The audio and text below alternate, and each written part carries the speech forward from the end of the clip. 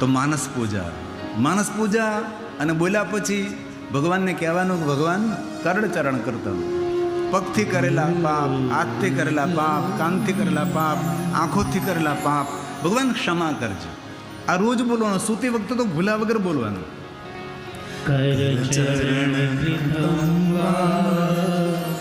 કાયજં કર્મજં વા શ્રવણનયનજં વા માનસં વા પરાધં વિહિतं વિહિतं વા સર્વમેવ ક્ષમા. હે મહાદેવ ક્ષમા કરજો. જય જય કરુણાદેવ શ્રી મહાદેવ શંભો. જય જય કરુણાદેવ શ્રી મહાદેવ શંભો.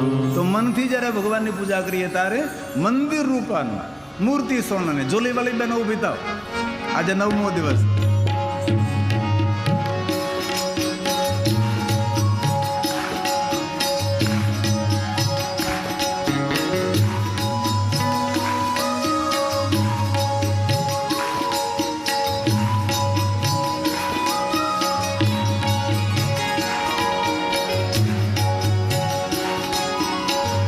તાલી મહાદેવને વાહને. શાબાશ.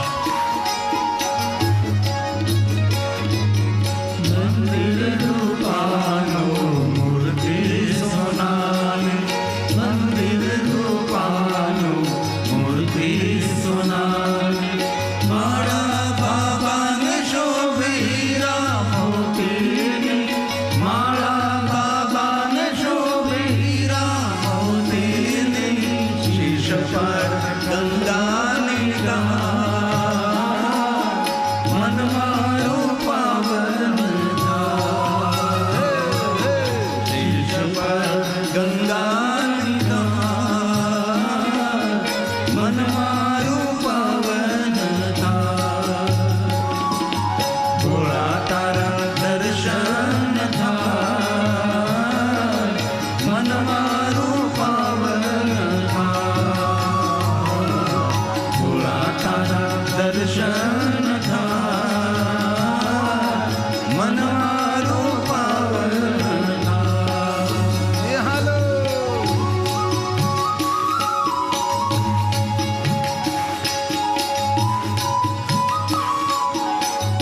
મહાદેવને યાદ કરીએ.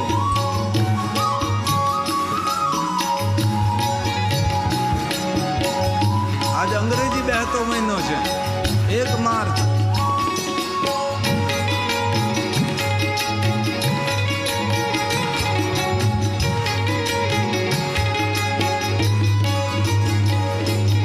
દુખિયા તમારા દ્વાર પર આવતા, દુખિયા તમારા દ્વાર પર આવતા.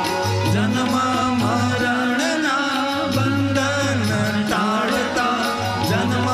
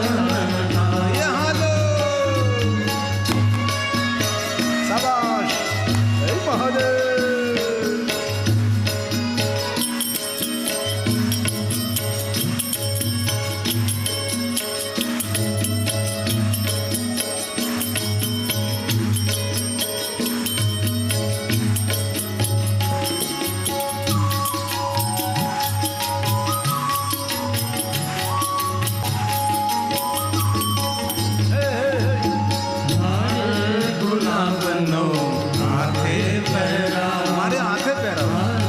ગુલાબનો હાથે પહેરા બિલ્વા પાત્રનું પાન ચડાવું બિલ્વા પાત્રનું પાન ચડાવું લાવ ઉતારો ભવ પાર મન મારો પાવન નાવ ઉતારો ભવ પાર મન મારો પાવન થોડા તારા દર્શન થાય મન મારો પાવન થોડા તારા દર્શન થાય મન મારો પાવન હે મહાદેવ, હે મહાદેવ, હે મહાદેવ.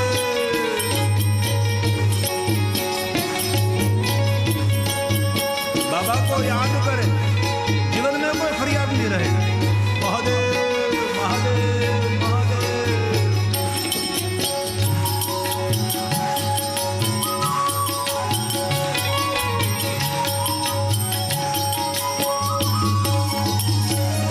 ભક્તિ તમારી લાગે છે પ્યારી ભક્તિ તમારી લાગે છે પ્યારી મૂર્તિ દેખીને હું જાઉં છું વારી મૂર્તિ દેખીને હું જાઉં છું વારી ભક્તોને આનંદ થાય મન મારું પાવન ભક્તોને આનંદ થાય મન મારું પાવન થોડા તારા દર્શન થાય મન મારું પાવન થોડા તારા દર્શન થાય મન મારું પાવન ये हालो.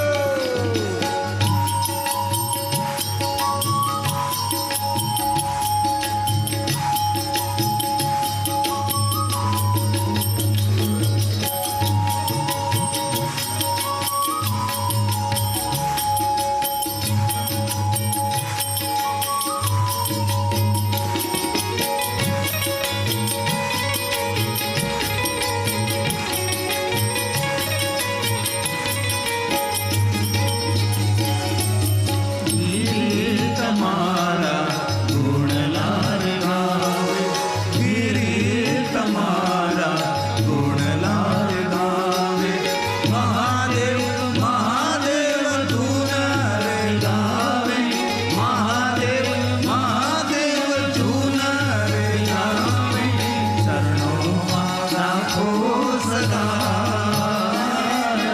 મન મારું પાવન ચરણોમાં રાખો સદા મન મારું પાવન થોડા તારા દર્શન થાય મન મારું પાવન થોડા તારા દર્શન થાય મન મારું પાવન જય મહાદેવ.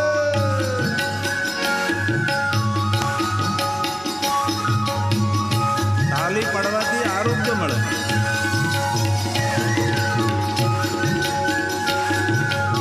મહાદેવ, મહાદેવ.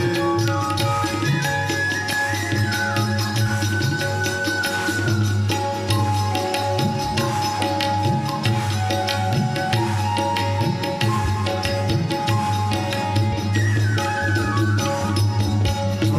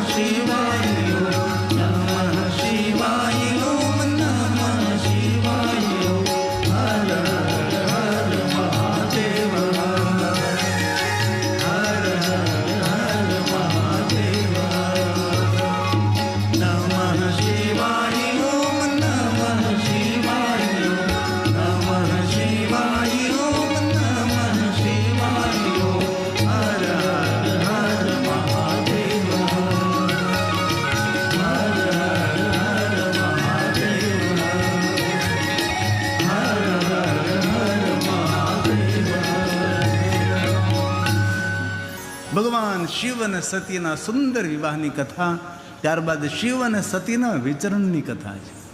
વિચરણ કરતા કરતા, વિહાર કરતા કુંભજ ઋષિના દ્વારે ભગવાન પધારે છે. મહાદેવજી કહે છે સતીને કે સતી, આ કુંભજ ઋષિ છે, તપસ્વી છે, જ્ઞાની છે, વૈરાગી છે. આપણે તેનું દર્શન કરવા માટે જવાના છે. ભગવાન શિવ અને સતી બંને કુંભજ ઋષિના દ્વારે પધારે છે. ભારતના સાધુને ખબર પડી કે મારા આંગણે ભગવાન શિવ પધાર્યા છે.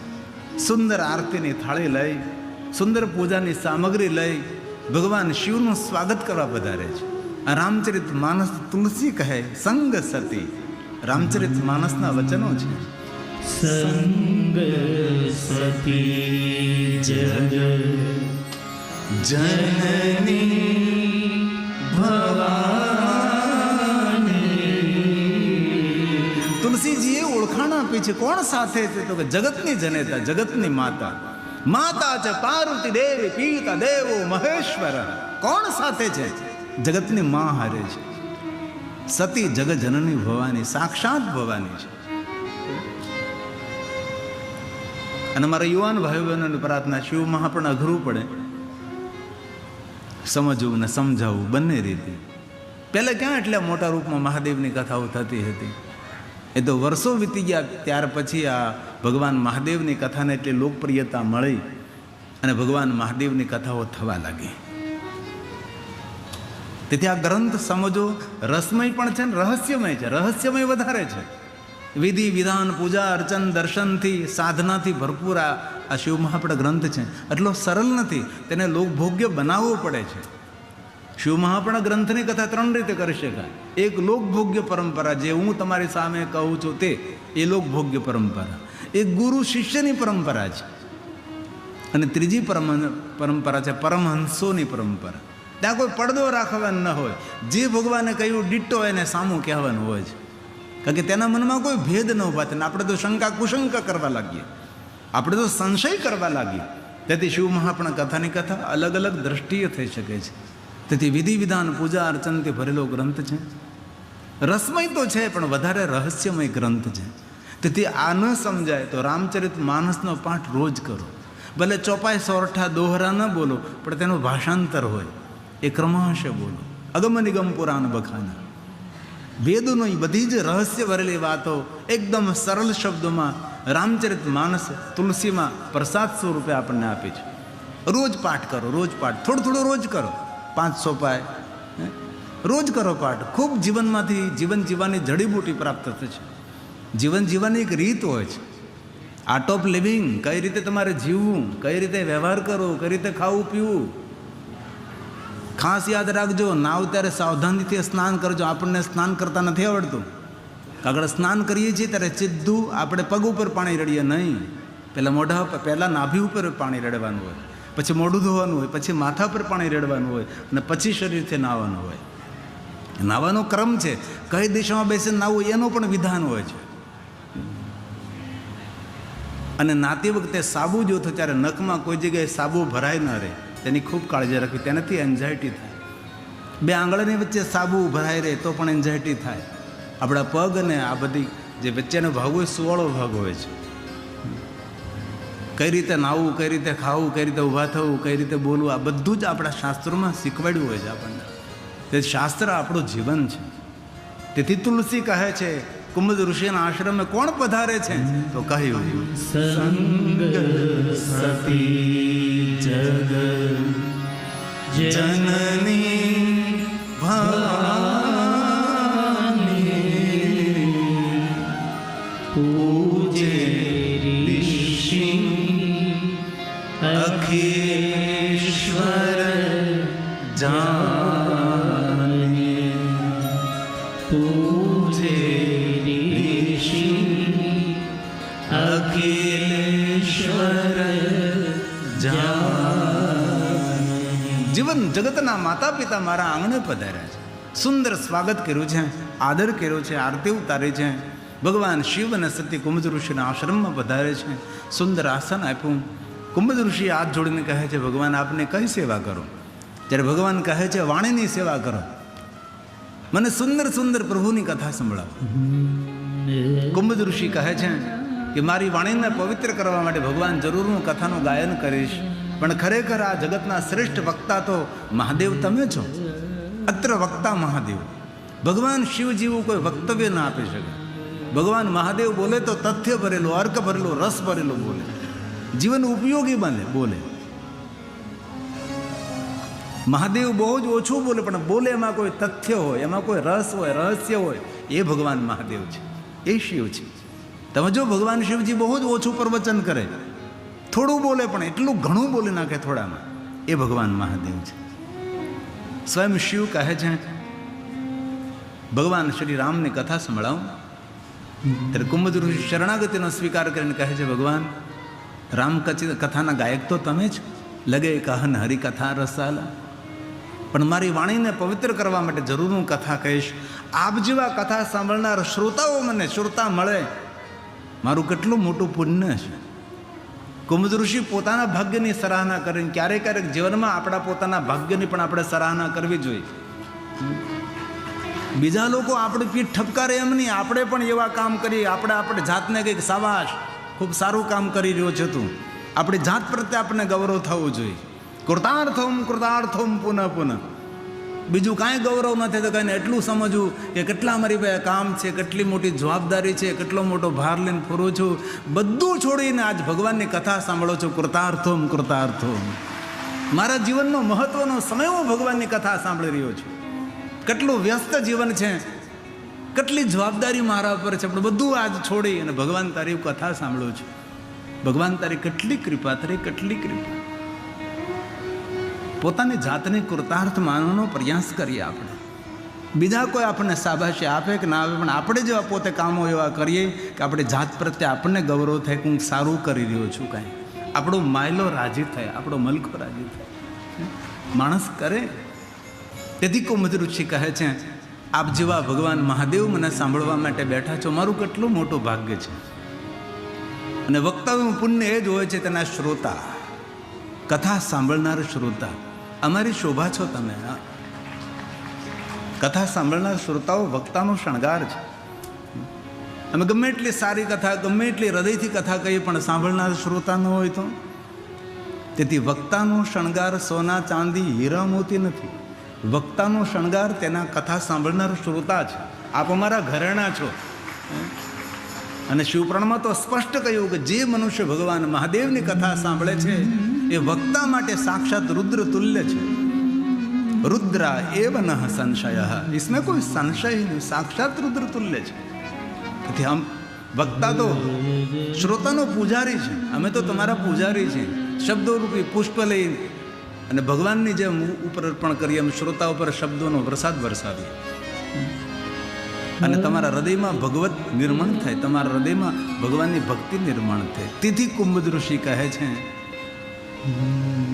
ભગવાન હું કથા કહું છું. અને કુંભજ ઋષિએ સુંદર કથા કહી. અને તુલસી બોલે છે, રામ કથા મુનિ બર્જ બખાની.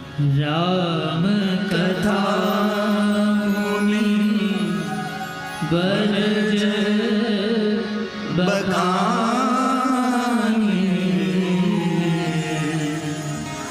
સુની મહેશ પરમ સુખ માની. રામચરિત માનસમાં તુલસીજીએ કહ્યું, ભગવાન મહાદેવની અનુભૂતિ અનુભવ કે કથા સાંભળીને સુખ નહીં, પરમ સુખની અનુભૂતિ થાય છે. સગવડ એ સુખ નથી, સમજણ એ સુખ છે. આપણે એવું માનીએ કે ઘરમાં સગવડ એ સુખ છે. સગવડ જરૂરી છે, વ્યવસ્થા જરૂરી છે, પણ સગવડ એ સુખ નહીં. ખરેખર સગવડમાં સમજણ હોવી એ સાચું સુખ છે. સમજણ વિના સુખ ક્યાંથી? સમજ સમજ મન મેરા. આ ગાવું નથી જ્યારે કબીરનું સુંદર એ પદ છે. કબીર વારંવાર કે સમજ સમજ મન મેરા, હે મન તું સમજ જરા, સમજ જરા, સમજ જરા. એવું કબીરનું સરસ પદ મજાનું છે. ભગવાન મહાદેવે કથાનું શ્રવણ કર્યું અને મહાદેવે કુંભજ ઋષિને કહ્યું, કુંભજ ઋષિ તમારે શું જોઈએ છે? હું તમને શું આપું? ભારતનો સાધુ ધન સંપત્તિ વૈભવ ન માગે, ભક્તિ માગે. ભવ ભવ ભક્તિ આપો મને, ભક્તિ આપો ભગવાન. અને મહાદેવજી જેને જેને મળ્યા છે એવા ભક્તોએ મહાદેવની પાસે ભક્તિ માગે, કારણ કે ભક્તિ ભવ પાર કરનાર છે. સાગર પાર થવું હોય તો નાવ જોઈએ, જહાજ જોઈએ, ઓળખવું જોઈએ. પણ ભવપાર થવા માટે તો ભક્તિ જ સાધન છે ને. ભક્તિ વગર ભવપાર કેમ થઈ શકાય? અને ભવ ફેરો તો કરવો જ પડશે ને. આમને આમ થોડું કાંઈ ભાઈ જીવાશે કાંઈ, વિચારવું તો પડશે ને કાંઈ. આ 84 લાખ કેવી કેવી બધી વાતો સાંભળીએ. જ્યારે શિવપુરાણમાં ગ્રંથમાં વાંચો 84 લાખ ફેરાઓની વાતો, નરકની યાતનાઓની વાતો. અમે કોરોના કાળમાં જ્યારે કથા કરી ત્યારે એક કથા નરક ઉપર કરી હતી. શિવ મહાગ્રંથમાં બધા શ્લોક છે કે નરક એટલે શું, નરકની યાતના કેવી હોય. ન અર્કનો અર્થ થાય જીવન જીવવાનો જેને રસ ન રહે તે માણસ જીવતો હોય તો પણ નરકમાં જીવે છે એવું સમજવાનું. જીવન જીવવાનો સંપૂર્ણ રસ ઉઠાવતો હોય, સત્સંગમાં રસ, હરવા ફરવામાં, તીર્થયાત્રામાં, ભગવાનના ભજનમાં, યજ્ઞો કરવામાં, સત્કર્મ કરવામાં, સેવા કરવામાં, પુરુષાર્થ કરવામાં, દરેક પ્રકારે રસ સભર જીવન જીવતો હોય એ માણસ સ્વર્ગમાં જીવી રહ્યો છે. દરેક પ્રકારના રસ લેતો મનુષ્ય સ્વર્ગમાં જીવે છે. નર્ક કોઈ રસ જ નહીં. ન અર્ક એટલે રસ, એ નરકમાં જીવે છે. ભગવાન મહાદેવે કહ્યું કુંભજી માગો તમે. કુંભજી શું માગ્યું? તુલસી બોલે ઋષિ પૂછે, ऋषि पूछे हरि भगति सुहाई, कही शंभो अधिकार ही पाई, कही शंभो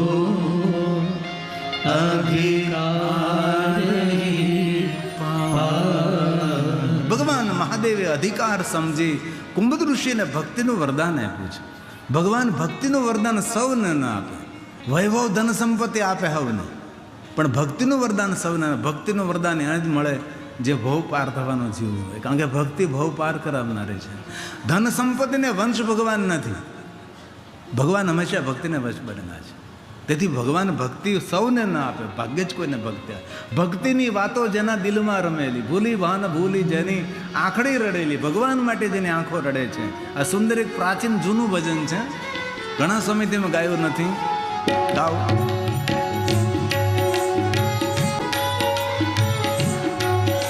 હવે તો આવા ભજન ઓછા સંભળાય.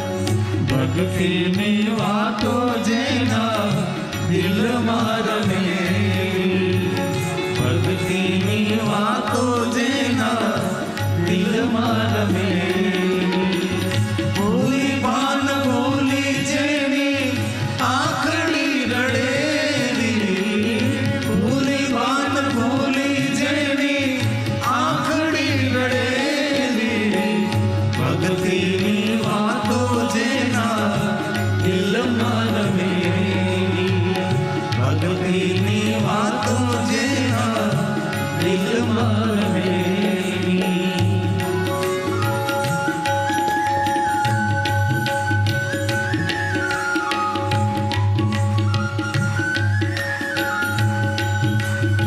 બહુ જૂનું ભજન.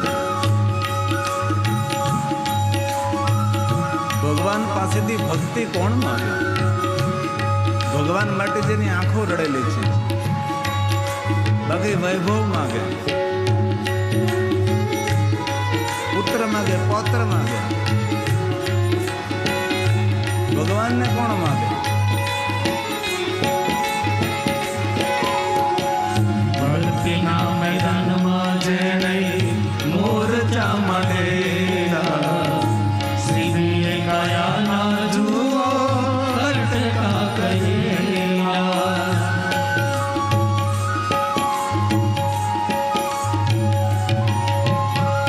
ભક્તિના મેદાનમાં જેણે મોરચા માંડેલા, શ્રીએ કાયાના જુઓ કટકા કરેલા. એક જ વચને જેણે પ્રાણ તો ત્યાગેલા, એક જ વચને જેણે પ્રાણ તો ત્યાગેલા, કરી ચિન્ન ભીર્ણ કાયા ભક્તિ કરેલી, કરી ચિન્ન ભીર્ણ કાયા ભક્તિ કરેલી.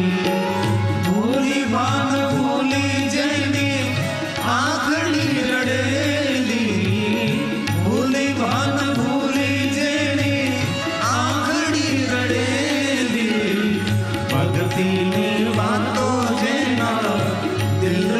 રમે, ભક્તિની વાતો જેના દિલમાં રમે. મહાદેવ મહાદેવ મહાદેવ મહાદેવ.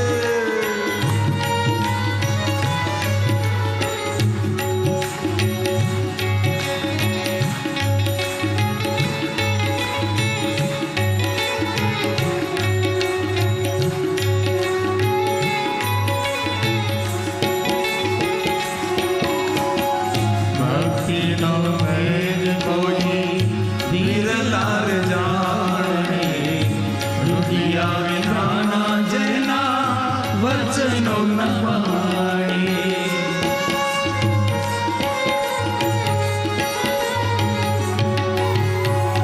ભક્તિનો ભેદ કોઈ વિરલા રે જાણે, રૂપિયા વિનાના જેના વચનો ન પાણે. પ્રીત જો ચંદ્રને ચકોરની વખાણી, પ્રીત જો ચંદ્રને ચકોરની વખાણી. હરિદાસ જળ વિના મિનતો મરે, હરિદાસ જળ વિના મિનતો મરે. ભૂલી ભાન ભૂલી જેની આખડી રડેલી, ભૂલી ભાન ભૂલી જેની આખડી રડેલી. ભક્તિની વાતો જેના દિલમાં રમે, ભક્તિની વાતો જેના દિલમાં રમે, ભક્તિની વાતો જેના દિલમાં રમે. કુમુદ ઋષિએ ભક્તિ માગી છે, ભગવાને ભક્તિનું વરદાન આપ્યું છે. કહત સુનત રઘુપતિ ગુણ ગાથા, કછુ દિન તાહા રહે ગિરનાથ. થોડા દિવસો માટે શિવ અને સતીએ વહાં રોકાણ કર્યું છે. ત્યારબાદ મુનિસન વિદા માગી ત્રિપુરારી, ચલે ભવન સંગ દક્ષ કુમારી. ભગવાન શિવ અને સતી કુમુદ ઋષિને પ્રણામ કરી આશ્રમ છોડીને જવા લાગે છે, યાત્રાનો પ્રારંભ કરે છે. ત્રેતા યુગ ચાલે છે. ભગવાન રામજીનું દર્શન થાય, રામજી સામેથી આવે છે. ભગવાન મહાદેવ રામજીનો જય જયકાર કરવા લાગે. સતીના મનમાં સંશય થવા લાગ્યો છે. શા માટે? તો કે મહાદેવનો જય જયકાર વિશ્વના દેવતાઓ કરે છે, આ મહાદેવ કોનો જય જયકાર કરે? તેથી સતી પૂછવા લાગે છે કે મહાદેવજી આપ જય જયકાર કોનો કરો છો? જ્યારે ભગવાન મહાદેવ કહે છે કે સતી આ ભગવાન વિષ્ણુનો સુંદર અંશ અવતાર છે. ભગવાન અદ્ભુત લીલા કરે છે ધરતી પર, ધરાને પાવન કરવા માટે, જગતનું હિત કરવા માટે ભગવાન પધાર્યા છે. નારણમાંથી ન રૂપ ધારણ કરી ભગવાન સુંદર વિચરણ કરે છે. આ ભગવાન પ્રભુ રામ છે. બધી વાતો પર ભરોસો રાખ્યો, પણ અહીંયા સતી નથી એવું કરે. આવા ભગવાન થોડા હોય. જાડ જાડ પાનને પૂછે છે ને રડે છે, રુદન કરે છે. આ તો કોઈ રાજાના રાજકુંવર છે, એમની પત્નીને કોઈ લઈ ગયું છે, તેથી શોધવા માટે નીકળ્યા છે. આવી દ્રષ્ટિથી સતી જોવા લાગે છે. સતીના મનમાં સંશય થવા લાગે છે. ભગવાન સમજી ગયા કે સતીના મનમાં સંશય થયો છે ને સંશય આત્મા વિનશ્યતિ. આ સારું નહીં સંશય કરવો હોય, તેથી સંશય મારે દૂર કરવો જોઈએ. ભગવાન મહાદેવ સામેથી જ સતીને કહે છે કે સતી જાઓ તમે પરીક્ષા કરો, પણ વિવેક રાખજો. સતી આજે વિવેક ચૂકી જાય. સતી સીતાનું રૂપ લે છે અને ભગવાન પ્રભુ શ્રી રામને સામે જાય છે. અને સતી અને રામજીનો સુંદર સંવાદ શિવ મહાપડ ગ્રંથમાં શ્લોકાત્મક સંવાદ છે.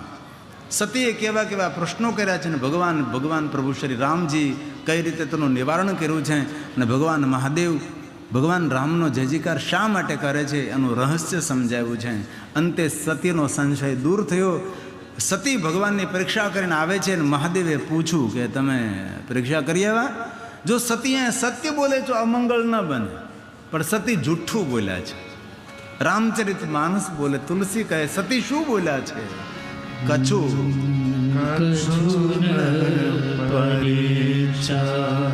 આમ તો સુંદર શબ્દ છે. તુલસીના આચાર્ય બહુ સુંદર વર્ણવે.